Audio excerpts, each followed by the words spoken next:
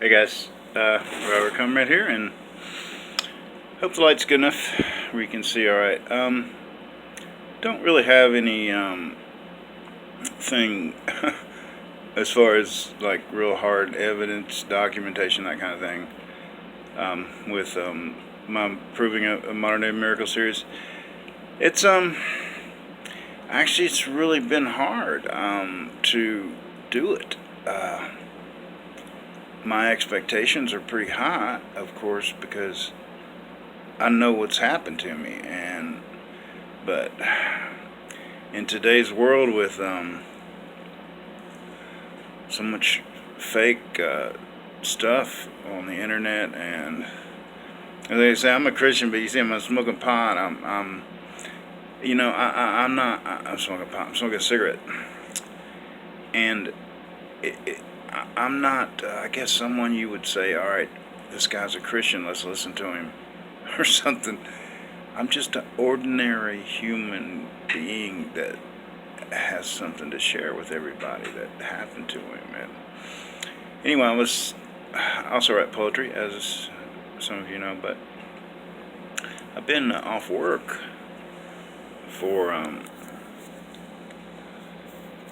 about a week and a half, by my own choice. I've been just wanting to stay to myself and try to get this thing sorted out, because I can't think of anything I've ever done in my life that's more important than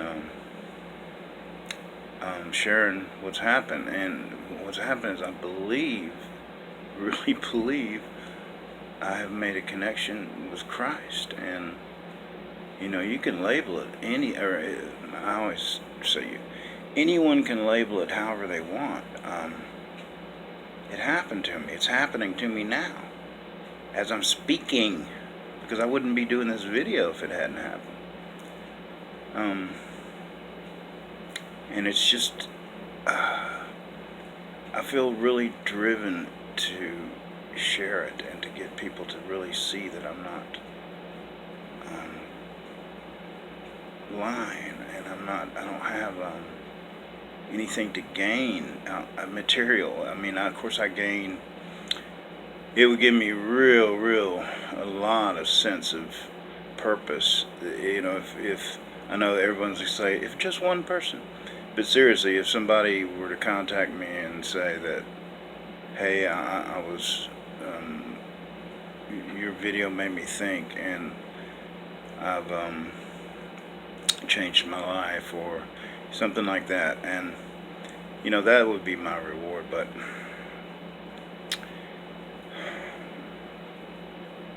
I was thinking this morning that my life could have went a lot of different ways. Unfortunately, when I've actually tried to remember. Excuse me, guys. I'm sorry. I still can't operate this stupid laptop. I'm just not a techno. I'm sorry. I feel stupid not being able to do it, but I can make a video where there's just no sound. But like I was saying, on the playback, I can't get any sound to playback. But my life could have gone in all kinds of directions. And what happened, I was 13, and it was the summer. I was in West Virginia, and somebody gave me drugs. They gave me LSD, and it was a neighbor, someone that I knew, and I was spending the night with him. Everything about the situation was normal, and I didn't know anything about. As I recall right now, I don't remember anything. I didn't know anything about drugs that I knew of. I mean, my father and my family, although we didn't go to church, very conservative, very law-abiding, and I had a crew cut and everything. So I took this LSD, and gosh, this is probably going to get long. I'm going to try to make it short. I had a beautiful experience, and I continued to use LSD for really regularly for the next 4 to 5 years. And I've tried to count sometimes, and guys, I'm being real honest with you. I've taken LSD, I've been on LSD trips several thousand times, okay, literally. And there have been times when I take so many, one time I took 15 tablets at one time on my birthday, and sat in the same spot on a windowsill, staring out the window. They said for about 6 hours straight. I didn't move. I don't know. But at that time I was 16 years old. Now later in life, that this has happened to me. It's funny how that God uses things like, I'm not going to say, even though I had a beautiful experiences, by that I mean LSD hallucinations are amazing. It distorts all your senses, all of them. Your sight, your taste, your touch, your hearing, everything gets distorted. But if you use LSD enough, and I use the term use because that's what I was doing. I wasn't experimenting. I was using it to take trips, and I knew how to kind of get into the same vibe. I might listen to similar music, and there would be recurring hallucinatory like characters, themes. In other words, I got to the point where I could actually manipulate the trip. Okay, that being said, now that this has happened to me, and please watch my other videos, I'm not going to go into a lot of detail here. I'm writing an incredible number of poems, and many of them, and actually they continue to go toward inspirational, talking about God and things about Christianity and all sorts of things like that. But I write about a lot of things. I write whatever comes to me. I don't have any limits, except let me take that back. I do have a few, along the lines of decency and taste. Even though this poetry site I'm on it allows for that. I do push the envelope, and especially with someone labeling me as a Christian. Oh, you said fuck. Well, guess what? Those are letters of a language on a planet that human beings use, and they are used to mean something other than sex sometimes. And it's just a word that our society has frowned on and looked at as being bad. So if you're a Christian and say fuck, well, you're just going to hell. I don't fucking think so. Okay, I'm sorry. But anyway, the experience with the LSD has, I believe God has taken that bad thing, which it is a bad thing. Like I was going to say, don't get me wrong. Just because I had a beautiful experience doesn't mean I'm saying it's good. It's a good thing. It's not. It's a very dangerous thing for anyone to take LSD. And if you haven't, don't experiment with any hallucinogenics, because it opens, I believe, windows inside your mind, your soul, your spirit, whatever you want to call it. I believe you make yourself vulnerable to things that you do not want to be vulnerable to in the way of evil. Label it whatever you want. Call it demons, call it familiar spirits. I don't care what you want to label it. I just believe you're in danger of exposing yourself to that. And I believe that's also true with a lot of psychiatric medications, although that's another topic altogether. But I believe that God, and very sincerely, guys, and I'll wrap this up. I believe that God not only had my well-being in mind when I asked Him to take the life I was really screwing up and use it to do something meaningful. Not only do I benefit in so many ways. I mean, I could run a list down for you of just ways. I'm sitting at a desk right now. I got my laptop. I'm surrounded by. I just got a printer, which I haven't even hooked up. It's back here in the corner, and I'm real organized. Life is just real good and real smooth. I'm real confident. I'm real calm, and especially when it comes to my creativity now, because I've interacted with enough poets and other writers and other creative people to know that there is no standard, basically, unless you're trying to compete. And I'm not trying to compete. And I think your good poets, they're not either. And, they are thrown into a race with other poets, kind of based on the way the site's structured. By that I mean contests and stuff like that. I'm not in it for contests. I've already won.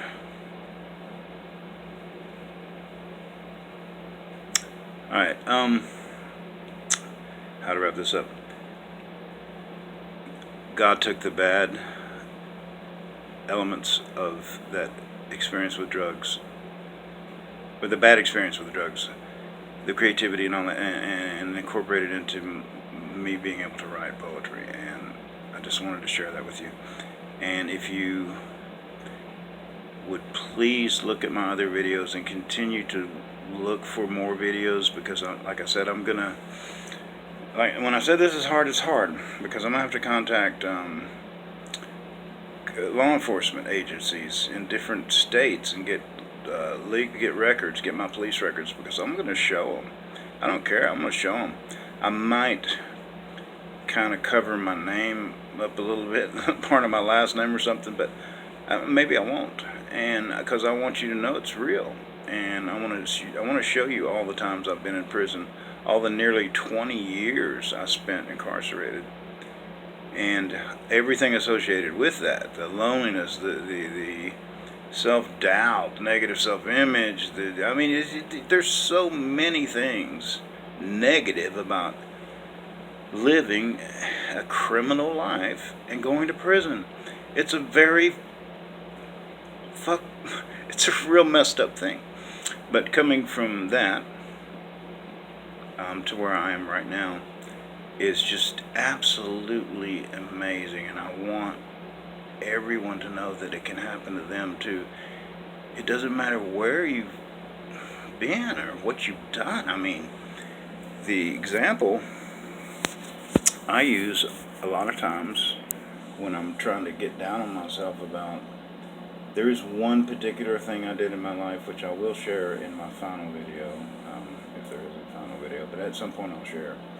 One crime, when I talk about doing time, I didn't hurt people, I didn't shoot people, stab people, beat people up and all that. It was property drug crimes. But there is one crime where I did hurt someone really bad. Well, actually, I hurt people bad in all of them, but this one in particular, and not physically hurt them, not, beat them up, violent, emotional, mental hurt, and still have trouble with that one. So, but anyway, I just want people to know that, like I was going to say, the person I model myself after, or that I look to, I could never model myself after, that I look to for inspiration is Paul, the Apostle Paul, formerly Saul of Tarsus. Evil guy. He persecuted the church and Christians in a lot of ways. He was determined to snuff out this Christian movement. God took him, made him the head, excuse me, made him the head guy. Most of the New Testament is comprised of his letters. These are letters he was writing to churches that he was establishing. So he took that guy. He took that guy. He didn't take the Pope. There wasn't a Pope then. But you know what I'm saying? He didn't take the head Pharisee or Sadducee. He didn't take them. He didn't pick them. He picked the dirt. He picked the scum. He picked me. And he can pick you. And I'm not saying that we're scum and dirt. Please don't get me wrong. what I'm saying is, if you feel that about yourself, you feel like your life hasn't been very good, and maybe you're guilty, feeling guilty or ashamed about that, and you really want to do better. You really want to do better. You can, and just I, I, I can tell you how. It's very simple, but you need to look further than I'm going to be able to tell you right now. Basically, guys, it's just this. The Word of God says Jesus Christ is the Son of God, and that He was born into the world for the sole purpose to undo the curse that was brought upon man by Adam in the Adam and Eve story. That was a curse. It wasn't a single sin necessarily, although it was. It was um, the disobedience brought on the curse, the law of God, that death, blood must be shed for this sin, this curse. Jesus came to do that, and that's what He did. And you put faith in that Jesus died in your place, and the curse that's on you, on us, we're freed from it, we're released from it, based on what He did, what Jesus did, willingly, coming into this world, God in the flesh, going to the cross. I know you hear it a lot, but guys, it's true, it's really true. Alright, please look further, investigate that, and put your faith in Christ. What have you got to lose? I'll tell you what you do have to lose. If it really is true, there really is a God, and that the Bible really is true. Think about this a second. What if the Bible really is true? I know it has to cross your mind sometimes. It used to cross my mind a lot. I was like, man, what if it's really true?